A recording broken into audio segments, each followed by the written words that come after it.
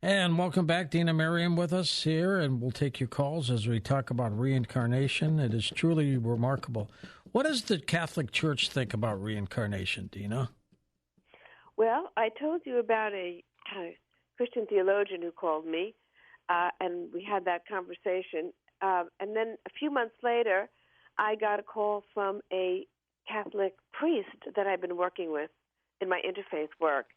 And we spoke, and he said he was fascinated. This is my first book, My Journey Through Time. He said that he was fascinated and that it doesn't conflict with his theology. So I found that very interesting that he said within his theology. So it's not that, we die, we go to heaven, and we stay there eternally. We die, we go to heaven, and we stay there for a while. We go to heaven or someplace else into another dimension, and we stay there for a while. It may seem like eternity, but, maybe, 50 years, whatever, and then we come back. And as you and I talked about, it's a constant process of evolution, of moving into a higher and higher state of consciousness, so that we become a heavenly figure, a celestial figure, where we've worked through all our earthly desires, and we can remain in that state, helping others. We become one of the helpers. So I don't think it contradicts with, of course, if you're talking about the official church policy, yes, they may have a different view, but the Christian leaders that I've spoken to have no problem. As a matter of fact, many say that reincarnation was accepted until a certain point when the church thought, well, it's much better to tell people they only got one shot. They'll behave much better if you say, one shot, you're good or bad, heaven or hell. And so that came into the picture. But the earlier years after Jesus, and of course there are mentions in the Bible of reincarnation where it says that Jesus had been Elias, and that John the Baptist had been Elijah. So there are references in the Bible to previous birth of Jesus and John the Baptist. We've been talking about 3 of your past lives, but how many do you think you've had? Oh, hundreds? Really? That many? Well, if you go back, as we said, to the early tribal communities, where you're just part of a tribal group without much a sense of ego identification. Well, that was a much, much, much, much earlier sense of version of myself. And then gradually over lifetimes, you develop a sense of individuation and I-ness and ego consciousness. And then there's a lot of learning that takes place. I remember about 20, but I remember lives that have been significant where important lessons were given, sort of turning points in my own growth. And I'm sure that there were many lives that I don't remember that were just ordinary lives with nothing significant taking place. Let's go to the phones. Let's start with Jason in Olympia, Washington. Welcome to the program. Hi, Jason. Go ahead. Hi. Thank you for taking my call. And, Dena, thank you so much for this wisdom that you bring forth to the show. I'll keep it short so the other callers can get their info in. I'm a search and rescue volunteer, and I just got off a active mission tonight. And I'm calling in to ask, why am I drawn to finding missing people? And it feels so natural for me when I go up to find the missing, and I'm drawn to it. And I'm just curious if you have ever heard of anybody else with the question of past lives that could have occurred to make this attraction of this occupation happen. I really feel drawn to finding the missing, and it's just something that just comes natural. I've been doing it for 7 years now, and it's just something I'll do till the day that I die. And I don't get paid for it. We don't get paid for it. It's just something that we just go and do. So it just is something that is just so passionate for me. And I'm just curious if you've heard of other occupations or instances of that nature that makes something like that so fluid for us. Well, absolutely. And it could be that at some time in your past you were missing and somebody found you. That's a good point. You were enormously grateful that you were found and that person was able to bring you back and help you. And so that memory in your state in your subconscious, that you that gratitude and knowing what it means to be a missing person and to be found. And so you're sort of repaying that by finding other missing people and helping them. And it's not something you're paid for doing. So why are you doing it? It's not your job. It's not what you depend on for your livelihood. But you're driven to do that out of gratitude. And it could be it's gratitude because you've had that experience somewhere in your past. And often that's a case. Things remain in our subconscious. We have an experience. I mean, why people do peace work. Well, maybe they were in a conflict area at some point in their past, and there was somebody that they encountered who were trying to do peace work, and they were so grateful for that help. And so, that gratitude remained in their subconscious, causing them to repay it back. In other words, we give back. What we've been given, we give back. And I think that's a law of life, that the kindness that's been shown to us, in some way we give it back to others. And that's sort of like the law of return. And so that's wonderful that you're able to help people that way. And some people that you're helping, that you're finding, at some point in the future, they may be finding other people who are missing. So that's the way the universe works. Dena, do you find that if somebody drowned in a past life that they're afraid of water in this life? Absolutely. Yes. I've had people tell me that, people who are afraid of water, saying, I know I drowned. They won't go on a boat. They don't like to swim. They just stay away from the water. And they've said to me, I must have drowned in my past life because I have this fear. And I think if you have a phobia, a fear, that comes from somewhere else. I mean, that comes from an experience that you've had in the past. This book that I told you, my friend who is a Christian theologian, when he recommended these books to me, many of the stories I told were of psychologists who were dealing with people with phobias. And the only way these people could overcome their phobias would be go into a hypnotic state where they recalled their past, where they had suffered from something, from a drowning or in a conflict area, whatever it was, that created this subconscious fear in them that they consciously, rationally, they couldn't explain, and they couldn't overcome until they went back into the past. Let's go to Eileen in Minneapolis on the wildcard line. Hello, Irene.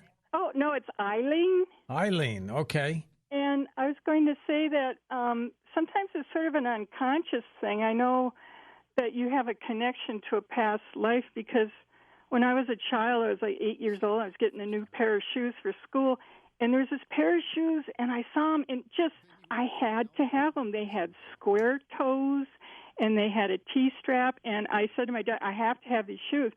And I had never gotten that excited about shoes, and it wasn't until I became an adult and I was at college and studying English history in the 17th century that all this started to make sense to me, and I had this strong connection to King Charles I, and I've actually worn a medallion of him for the rest of my life now. But that's the kind of shoes they wore.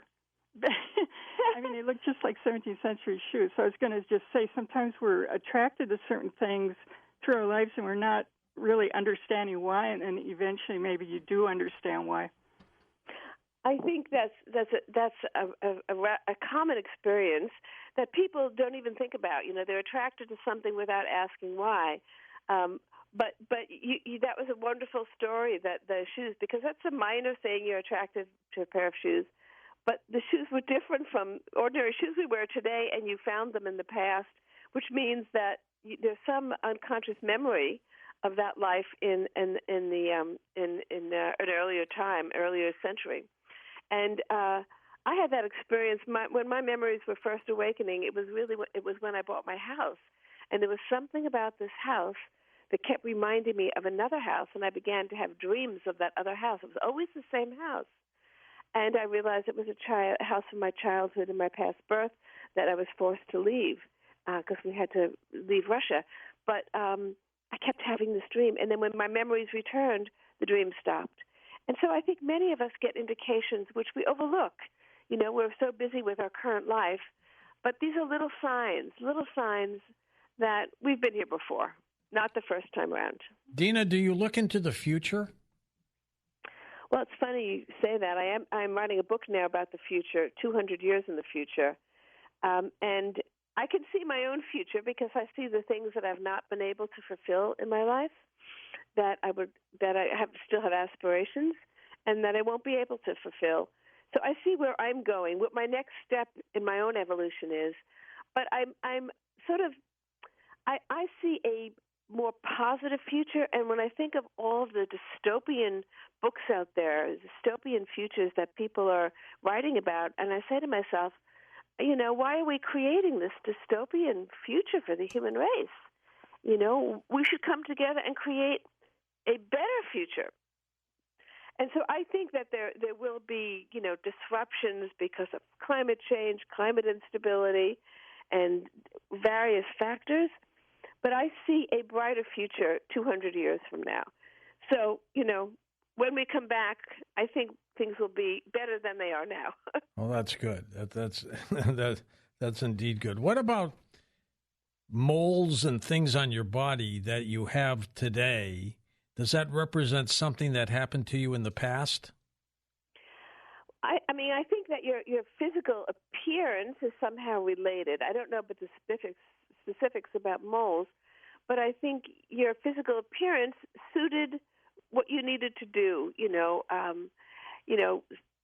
People are born, some are beautiful, some are okay, and some people have a lot of issues. They're not happy with the way they look.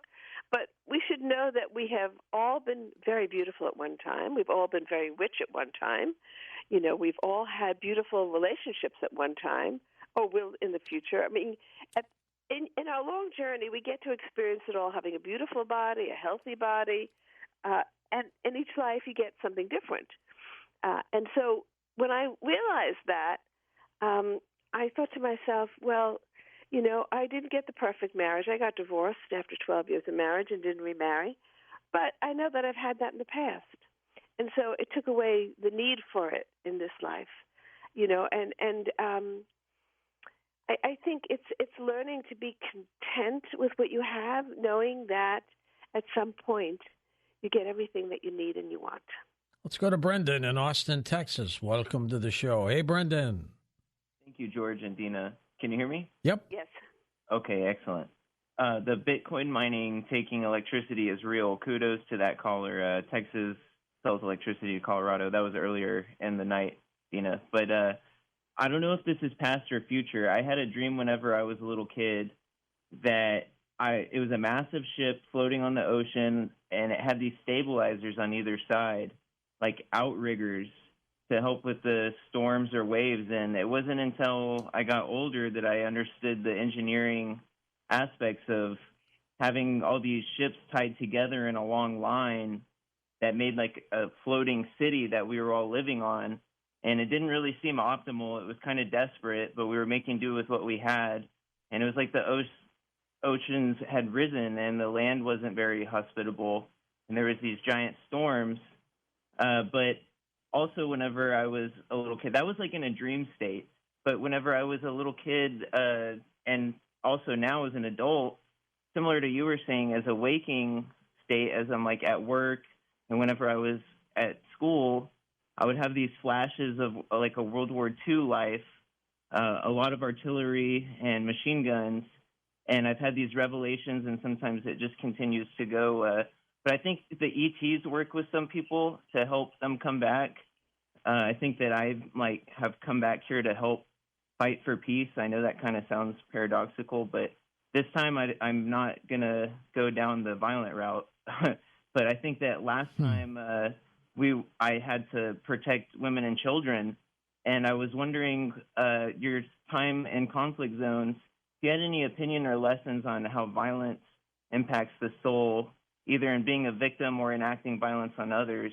And indigenous cultures use war paint to protect their soul from being affected by the actions and sights in combat, especially in defending each other. So what are your thoughts on that? Thank you.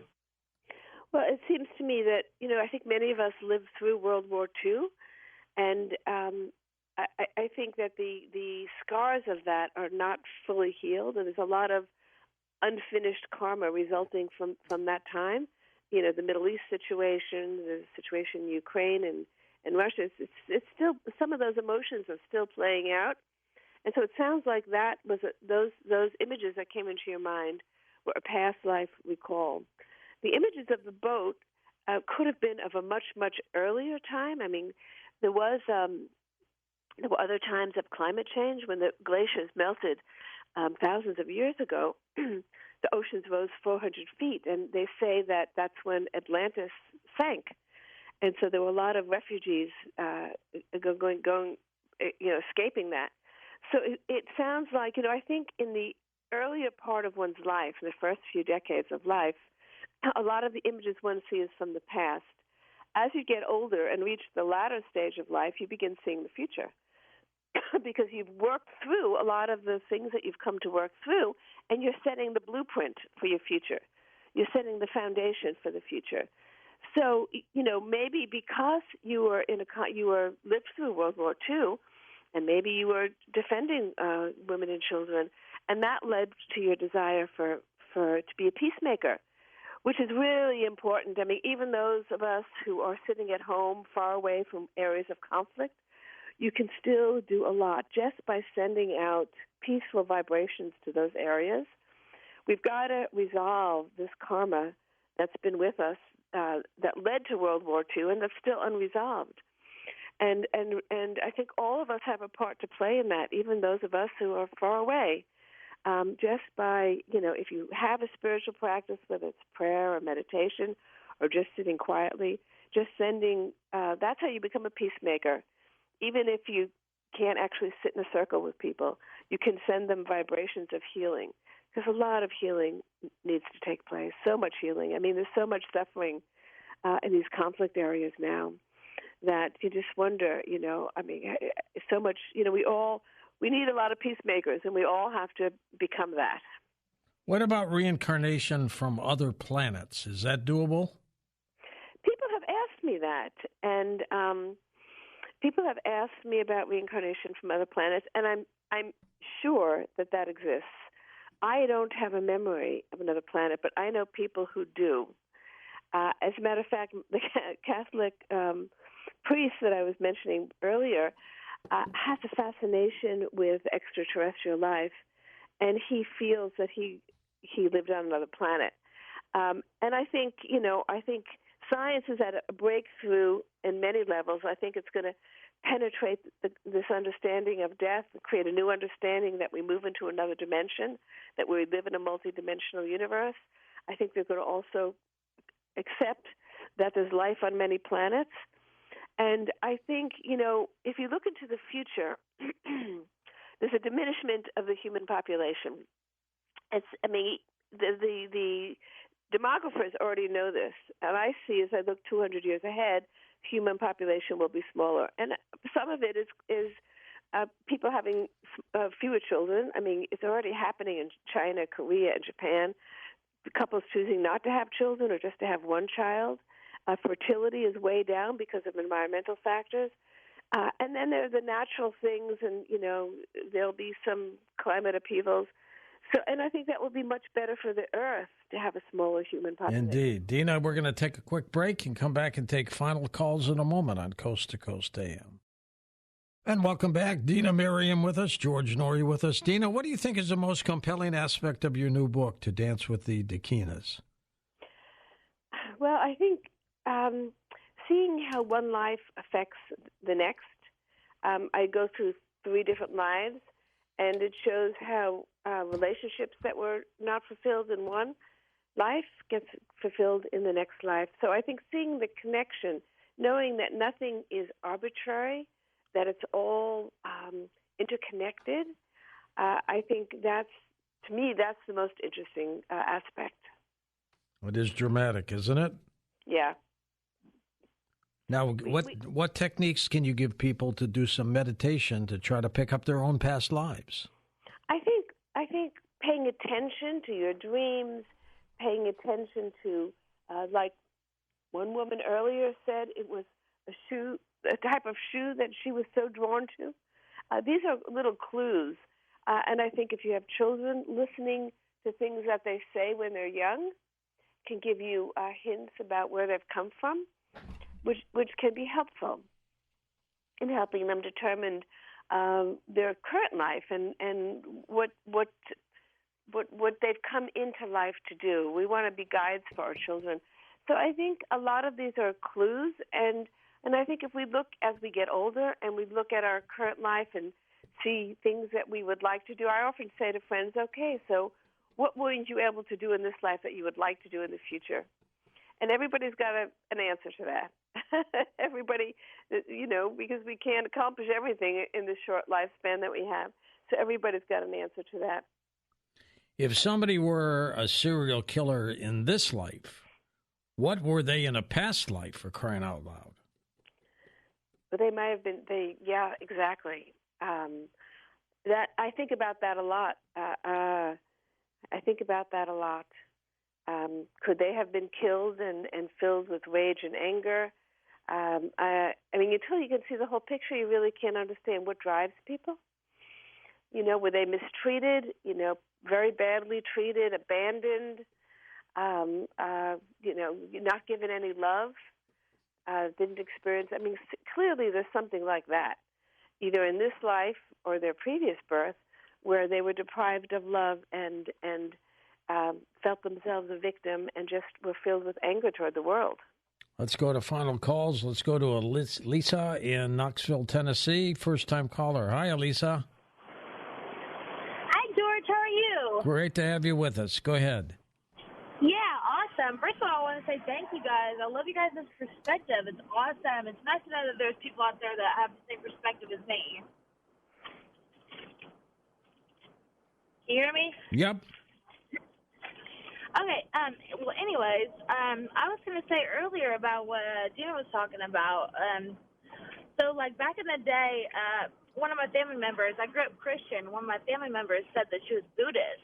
So, like, immediately, I was just scared because, ignorance is, when you don't know something, you're scared of it, right? So Sure. I picked up a book. It's called The Religions of Mankind, and it was 100 pages on every religion.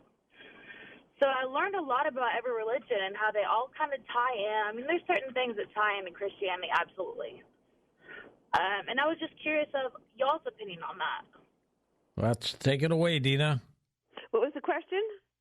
What do you think of being afraid of something in the current when you hear about it? Like she was afraid of religion. Well, I've worked in the interfaith world for over 20 years. And so I've come to understand about religions that I didn't know much about. And I think, you're born a Christian, you probably have many lifetimes as a Christian. And so that's your comfort level. That's what you're comfortable with. And you probably didn't have much exposure to Buddhism, which I think a lot of people in the West, I think that's true. I have found myself working with a lot of Buddhists because a lot of Buddhists are very active in the peace movement, and I've done a lot of peace dialogues. And because Buddhism is a meditative religion, a very peaceful religion, I've had a lot of encounter with them. So I felt very comfortable with the Buddhists, and I hadn't recognized my own personal relationship with Buddhism until I saw myself as living in Tibet, where of course Buddhism is the main religion. But I think.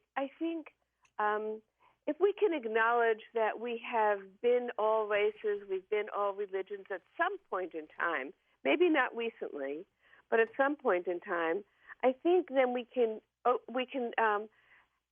gain far greater acceptance.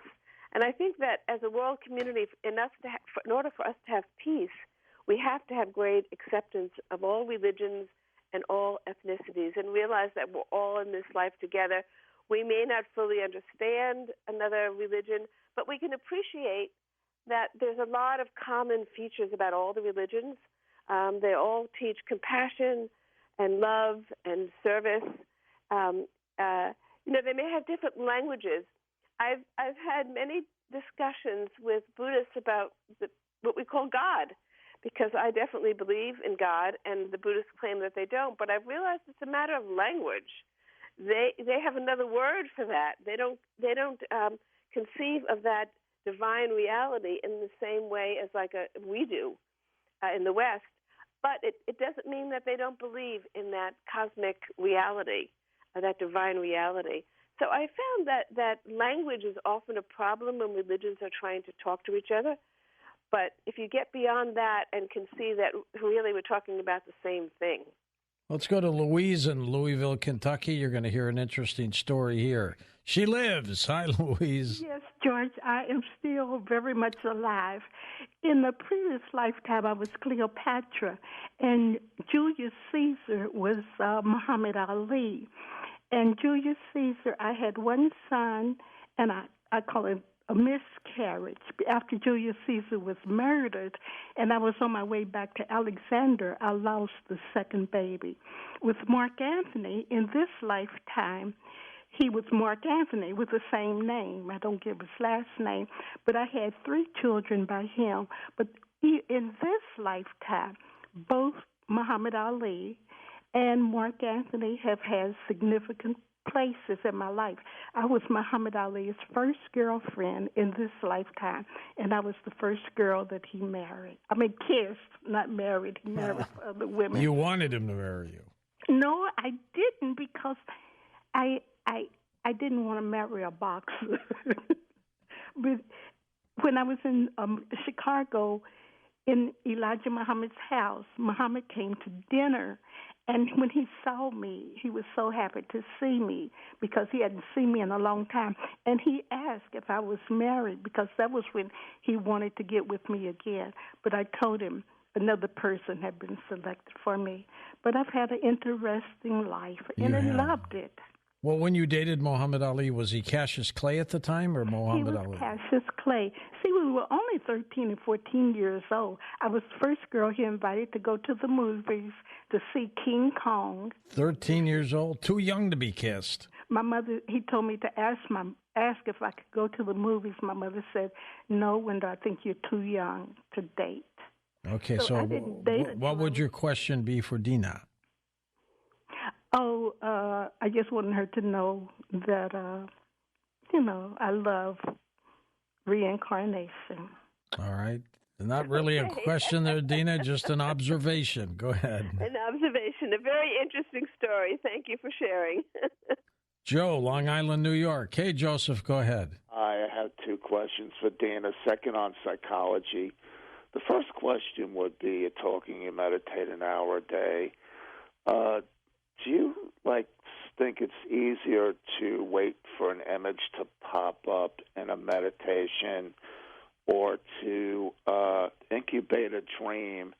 And how would you weight each in terms of relative importance of the information through each channel? My second question, you was talking about people being unsettled by an angry person. I could see how that follows you through the day. That does seem to happen. But you think that people are stressed out now and they just let their behavior, like they throw caution to the wind. It's kind of similar to like someone in the Navy. They're on a ship all the time. They're on leave, and then they don't keep their wits about them in terms of their behavior. So now you see people going out, maybe buying marijuana and saying, okay, I had a bad day, and now I'll do this, that type of thing. Well, in terms of your first question, I think that there are 2 kinds of dreams. There's the subconscious dream, which doesn't really make sense. A lot of things are going on. There's no connection, and you just don't understand it. And then there's a dream with a message, and there's greater clarity about those dreams. And I think I've learned to really pay attention to those dreams, those kinds of dreams don't come by often, but they've been confirming for me of things that I've intuitively felt, and then I'll suddenly have a dream that confirms it. And so I've learned to distinguish between the subconscious dreams, which is just a mix-mash of what was going on in the day or your fears or whatever, and those dreams that really have a clear message. And so it's just a matter of discerning what the message is, and paying attention to that dream. And I think the images that come up when you're quiet, whether it's in prayer or meditation, are also very important. So I think that information comes through numerous ways, and it's just a matter of being attentive and sort of paying attention and not just letting it slip by, but paying attention and seeing what the purpose is, what that dream is trying to tell you. And yes, there's a lot of insecurity on the planet now. A lot of people are stressed out and anxious, because things are changing so quickly. I mean, it's like, suddenly there could be a war when, out of the blue, there it is. Yep. And so that creates a lot of anxiety, and people have short fuses. But we have to work toward diffusing that. And I know that there are a lot of people who also are trying to work through their anxiety through things like meditation, through yoga, through physical exercises, through going to the gym. I mean, there are lots through jogging, through whatever it is for you. Everybody has a different way of dealing with their stress and tension. And I think because it's almost like a matchbox now, we all have to be extra careful about diffusing our stress and tension and having a positive outlook. It's one of the reasons I'm writing a book about the future, is to put out a positive vision out there. No, we're not going to create a dystopian future for ourselves. We're going to solve these problems. We can only solve these problems if we do it together. And so we have to think positive and not allow ourselves to get depressed by what's going on in the world. I think that's one of the most important messages, is not allowing ourselves to get angry or depressed by what's going on, because we have the ability to move into a better situation as a community, as a country, individually, and as a world society. We have the power to move into a better situation. Let's go to Don in Alberta, Canada. Go ahead, Don. Hi, George. Hi, Dena. Hi. I was looking up the word to chant. Come across it a long time ago. It's actually huge. You do it like a mantra, 10, 15, 20 minutes. It's HUUACH, and if you want to Google it, it's under Past Lives, Dreams, and Soul Travel. And the author of the book it was in was Harold Clem.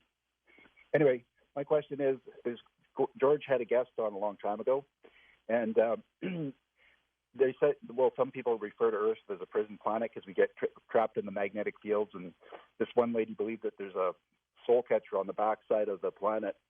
But I was trying to figure out why people come down here, but people that are running the planet right now, they use the humans. The reason we have wars and suffering all the time is they're using the planet like a battery, because they feed off human emotions.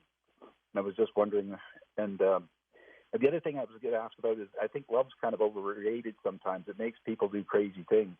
Well, it sure does. So you want to react to that, Dena, before we wrap things up? Okay, well, can you just pose the question again? Basically, we're trapped down here, because I was always trying to figure out, some people volunteer to come down to raise consciousness. Are our souls trapped down here, Dena? Souls trapped? Well, I think people come down here to help, for sure. And, I think you're only trapped if you see yourself trapped, if you see yourself as being trapped, because we all have free will, and we all can get ourselves out of the trap. We're, trapped sort of by our past actions and all that, but I don't think anybody has control over us.